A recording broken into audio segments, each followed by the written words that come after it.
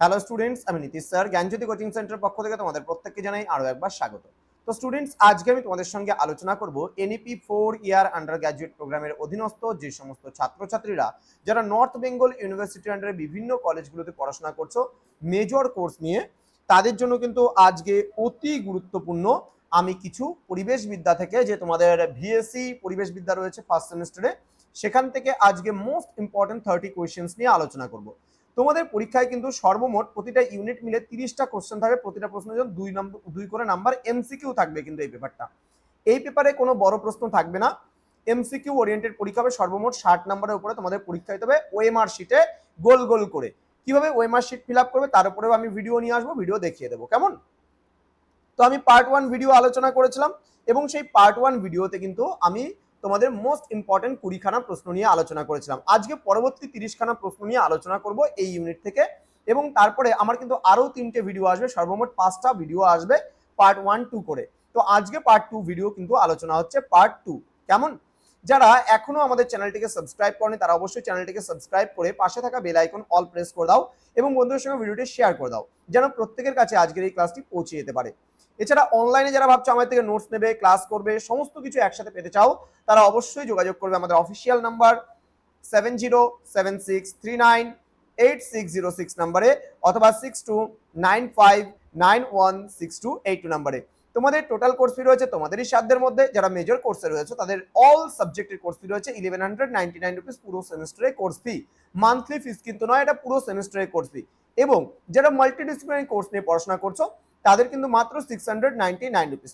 তো ভিএসি ইএনভিএস অর্থাৎ পরিবেশবিদ্যা বা এনভায়রনমেন্টাল স্টাডিজ, এটা কিন্তু তোমাদের ভিএসসি মেজর কোর্সদের থাকবে কিন্তু। হ্যাঁ, আবার বলছি মেজর কোর্সদের। তো আজকে হবে 21 নাম্বার প্রশ্ন থেকে, কারণ লাস্ট ক্লাসে আমরা আলোচনা করেছিলাম 20 পর্যন্ত। দেখো প্রথম প্রশ্ন আজকে বলছে কোনটি একটি বিয়োজকের উদাহরণ। এখানে উত্তর হবে ছত্রাক কিন্তু বিয়োজকের উদাহরণ। পরবর্তী প্রশ্ন, পৃথিবীতে অবস্থিত জলের কত ভাগ সমুদ্রে রয়েছে। সঠিক উত্তর হবে 97% অর্থাৎ 97 ভাগ। পরবর্তী প্রশ্ন, কোনটি একটি জলবাহিত রোগ। উত্তর হবে টাইফয়েড কিন্তু একটি জলবাহিত রোগ। পরবর্তী প্রশ্ন, ভারতে সবুজ বিপ্লব কত সালে শুরু হয়েছিল। উত্তর হবে 1960 সালে কিন্তু। হ্যাঁ, পরবর্তী প্রশ্ন, সামাজিক পরিবেশের অন্যতম উপাদান কি। এটা হবে সংস্কৃতি। সামাজিক পরিবেশের অন্যতম উপাদান কিন্তু সংস্কৃতি। পরবর্তী প্রশ্ন, একটি অপ্রাকৃতিক দুর্যোগের নাম কি। এটা হবে দাঙ্গা হলো একটি অপ্রাকৃতিক দুর্যোগ। পরবর্তী প্রশ্ন, পৃথিবীতে জীববৈচিত্র্যের অন্যতম ধারক কি। সঠিক উত্তর হবে জীবমণ্ডল। পরবর্তী প্রশ্ন, নিম্নলিখিত কোনটি আবর্জনার স্তূপ থেকে নির্গত হওয়া বিষাক্ত গ্যাস। উত্তর হবে হাইড্রোজেন সালফাইড। ঠিক আছে, এটা কিন্তু আবর্জনার স্তূপ থেকে এই গন্ধটা বের হয়, হাইড্রোজেন সালফাইডের গন্ধ। ঠিক আছে। পরবর্তী প্রশ্ন, চিনি বা শর্করা নিম্নলিখিত কোন উপাদানটির একটি রূপ। এটা হবে কার্বোহাইড্রেটের কিন্তু একটি রূপ। পরবর্তী প্রশ্ন, একটি ব্যাটারিতে কোন শক্তি বিদ্যুৎ শক্তিতে রূপান্তরিত হয়। এটা সঠিক উত্তর হবে রাসায়নিক শক্তি। কেমন। পরবর্তী প্রশ্ন, উদ্ভিদের কোন অংশ প্রচ্ছদনে অংশগ্রহণ করে। উত্তর হবে স্টোমাটা। ওকে, নেক্সট বলছে এনভায়রনমেন্টাল সায়েন্স বইটি কত সালে প্রথম প্রকাশিত হয়। উত্তর হবে 1994 সালে। পরবর্তী প্রশ্ন, স্টকহোম সম্মেলন কবে অনুষ্ঠিত হয়। 1972 সালে স্টকহোম সম্মেলন অনুষ্ঠিত হয়। পরবর্তী প্রশ্ন, লবণাক্ত জলকে কোন পদ্ধতিতে পানীয় জলে রূপান্তরিত করা হয়। এটা হবে রিভার্স অ্যাসমোসিস পদ্ধতিতে। পরবর্তী প্রশ্ন, যে সকল খাদক শ্রেণী গৌণ খাদকের উপর নির্ভর করে তাদেরকে কি বলে। উত্তর হবে প্রগৌণ খাদক। পরবর্তী প্রশ্ন, শক্তির পুনর্নবীকরণযোগ্য উৎস কি। এটা হবে বৃক্ষ।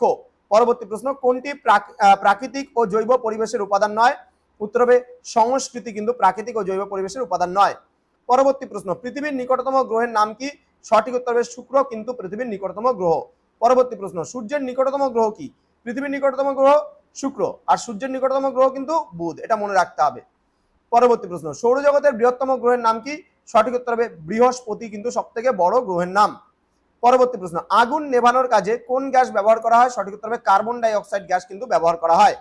পরবর্তী প্রশ্ন, বায়ু কি ধরনের গ্যাসীয় উপাদান। সঠিক উত্তর হবে বর্ণহীন কিন্তু গ্যাসীয় উপাদান।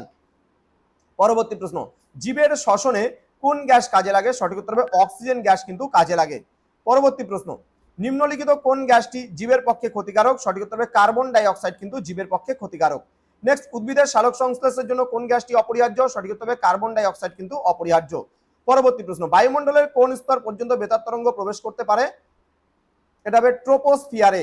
বেতার তরঙ্গ কিন্তু প্রবেশ করতে পারে। নেক্সট, প্রাকৃতিক পরিবেশের কোন মণ্ডল অতিবেগুনি রশ্মিকে প্রতিরোধ করে? উত্তর হবে বায়ুমণ্ডল। পরবর্তী প্রশ্ন, বায়ুমণ্ডলের কোন স্তরে ওজোন গ্যাসের স্তর আছে? এটা হবে স্ট্র্যাটোস্ফিয়ারে। নেক্সট, বায়ুমণ্ডলের কোন স্তরে মেরু প্রবাহ সৃষ্টি করে? এটা হবে আয়োনোস্ফিয়ারে। পরবর্তী প্রশ্ন, বায়ুমণ্ডলের শীতলতম স্থান কোনটি? এটা হবে মেসোপোজ। তো এই হচ্ছে আজকে মোস্ট ইম্পর্টেন্ট 30 কোয়েশ্চেন্স নিয়ে আলোচনা করা হলো। তো স্টুডেন্টস, তোমাদের প্রত্যেককে থ্যাংক ইউ, কারণ তোমরা এত ধৈর্য ধরে কষ্ট করে ভিডিওটি দেখেছো। তোমরা যারা ভাবছো যে আমাদের সঙ্গে যুক্ত হবে, তারা অবশ্যই আমাদের অফিসিয়াল নাম্বার দুটো দেওয়া আছে, এখানে যুক্ত হতে পারো। এছাড়া আমাদের অফিসিয়াল ওয়েবসাইট রয়েছে www.nextlight.blogspot.com। এছাড়া তোমরা যেতে পারো আমাদের পিস্টিক্যাল এডুকেশন বলে, জ্ঞানজ্যোতি ইনফো বলে আমাদের ওয়েবসাইট রয়েছে, সেখানেও তোমরা যেতে পারো। তো বিভিন্ন ওয়েবসাইটগুলো আমাদের রয়েছে, যেখানে আমরা বিভিন্ন পড়াশোনা সংক্রান্ত যাবতীয় জিনিস প্রোভাইড করে থাকি।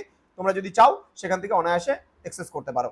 আর যারা অনলাইনে ভাবছো যুক্ত হবে, তারা অবশ্যই যোগাযোগ করো আমাদের অফিসিয়াল নাম্বারে। দেখা হচ্ছে খুব তাড়াতাড়ি আরো একটা নতুন ভিডিও নিয়ে।